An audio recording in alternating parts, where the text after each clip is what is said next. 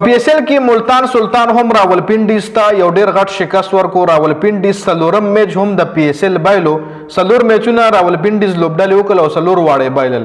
د محمد رضوان د T20 کپتانیا د T20 ټیم ته واپسی خوب چې کوم هغه ادوره پاتې شو، ځکه محمد رضوان په دې PSL کې صدا سه خاص پرفارمنس تر اوسه پورې په دې سلور میچونو کې نه دی ورکړي. ولبل د محمد رضوان په کپتانۍ کې د هغه ټیم سلور واړه میچونه لګاتار په مخه باندې بایلل جی.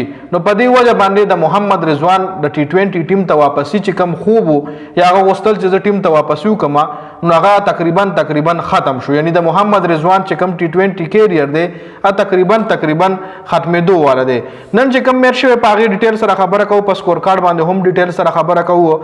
راولپنډیز به مقابله ملتان سلطان صاحبزاده فرحان یو ځل بیا شاین شوی دی، د خپل ټیم دپاره یو ډېر آوټسټینډینګ اننګز کړی دی. صاحبزاده فرحان که چېرې موږ وګورو نو په دې تھرو آوټ د PSL څومره هم میچونه ملتان سلطان وکړل نو پای کې په دریو میچونو کې صاحبزاده فرحان ټاپ سکورر پاتې شوی دی.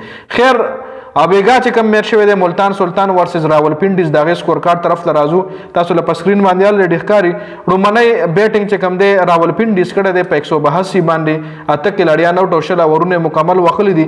182 رنزونه خو د راولپنډیز لوبډلې جوړ کړل، خو په دې کې سیم بیلینګ اخر کې ښه بیټینګ کړی او د هغه د بیټینګ په وجه باندې دا سکور 182 ته رسېدلی دی. ورنه د په سټارټ کې د رضوان د ټیم د راولپنډیز لوبډلې سکور کارډ داسې و چې لکه 150 هم دی هارډلی به کوله، خو سکور کارډ تاسو ګورئ 13 بال 19 محمد رضوان کړي، 7 بال 5 یاسر خان کړي دي، کامران غلام 24 بال 35، عبدالله فضل 8 بال 14، ډیریل میچل 12 بال 17، سیم بیلینګ 34 بال 56 رنزونه اور نٹ آؤٹ پاتې شوی دی.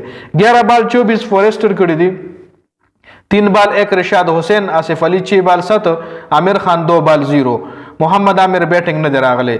په د ملتان سلطان د طرف محمد نواز 2 اوور 29 وکټ یوم نه نواز ډیر زیات ایکسپنسیو بالینګ کړی دی.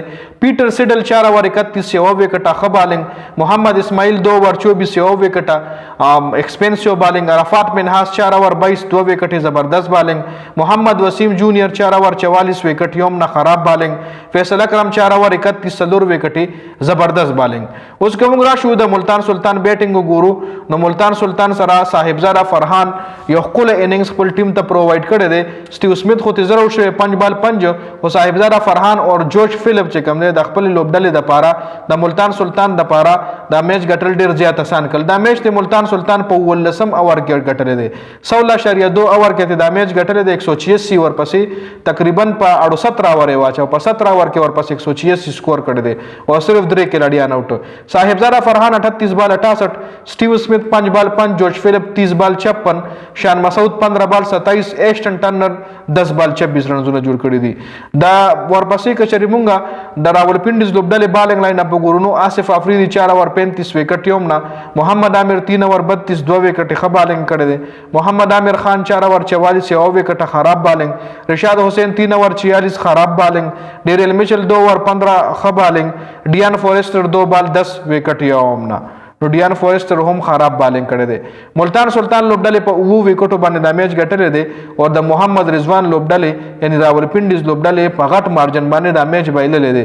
د راولپنډیز لوبډلې نیکسټ راوند ته کوالیفای کېدو چانسز ډیر زیات کم شوي دي. بقایا شپږ میچز پاتې دي او دغه شپږ میچز به راولپنډي لوبډله په غټ مارجن باندې ګټلې بیا نو ورله موقع لږه ډېره میلاوېدی شي. خو خیر په پوینټ ټیبل کې د ټولو نه ښکته لوبډله چې کومه ده هغه د راولپنډي لوبډله ده. نو په دې ویډیو کې دا راولپنډي ورسز ملتان سلطان د بیګانی میچ مکمل سکور کارډو د ویډیو کتلو زیاته مننه. ویډیو مخکې ملګرو سره ضرور شریک کړئ. والسلام.